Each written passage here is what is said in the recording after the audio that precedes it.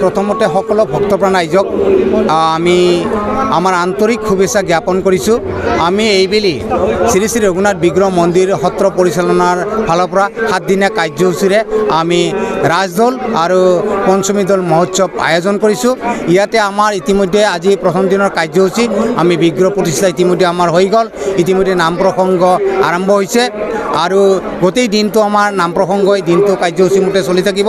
সন্ধিয়া আমাৰ ইয়াতে ৰামলীলা পৰিৱেশন কৰা হ'ব আৰু ৰামলীলাত আমি ভক্তপ্ৰাণ ৰাইজৰ যিহেতু এইখন ৰঘুনাথ ৰামৰ মন্দিৰ, যাতে আজি ৰামলীলাত সকলো ৰাইজে অংশগ্ৰহণ কৰে তাৰ কাৰণেও আমি আমাৰ পৰিচালনা সমিতিৰ ফালৰ পৰা আমি এতিয়া আহ্বান জনাইছোঁ।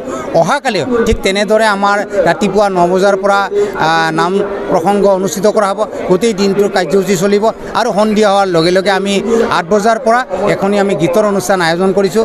গীতৰ অনুষ্ঠানত গুৱাহাটীৰ পৰা আমন্ত্ৰিত শিল্পী ৰূপালী কাশ্যপ অংশগ্ৰহণ কৰিব।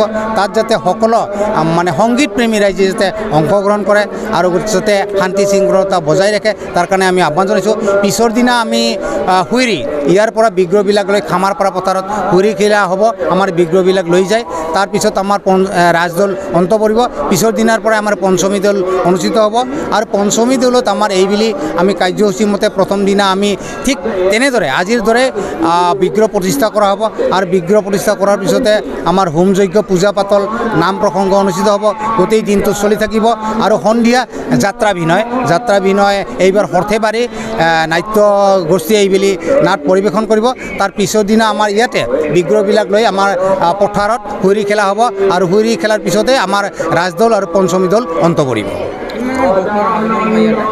ইয়াত ভক্তৰ সমাগম মোটামুটি 12,000 পৰা 15,000 ভক্তৰ ইয়াতে সমাগম হয়। অভয়পুৰীৰ পৰা প্ৰাঞ্জিত চৌহানৰ ৰিপৰ্ট, নিউজ নেষ্ট। যি সময়ত অসমৰ ব্যক্তিগত বিদ্যালয়সমূহে গুণগত শিক্ষা প্ৰদানেৰে অসমৰ শৈক্ষিক ক্ষেত্ৰখন উজ্বলাই তোলাৰ এটা খ্যাতি উন্মোচিত হৈ আহিছে, ঠিক তেনে সময়তে সোণাপুৰৰ এখন বিদ্যালয়ৰ প্ৰশংসনীয় পদক্ষেপ।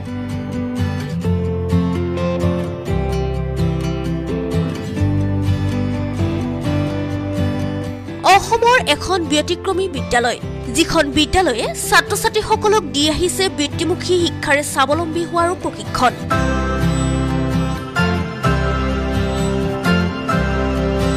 সোণাপুৰত অৱস্থিত এইখন ৰেডিয়েণ্ট ইণ্টাৰনেশ্যনেল স্কুলৰ শিক্ষাৰ ভিন্ন ধৰণৰ সুবিধাৰে সমৃদ্ধ এই বিদ্যালয়খন।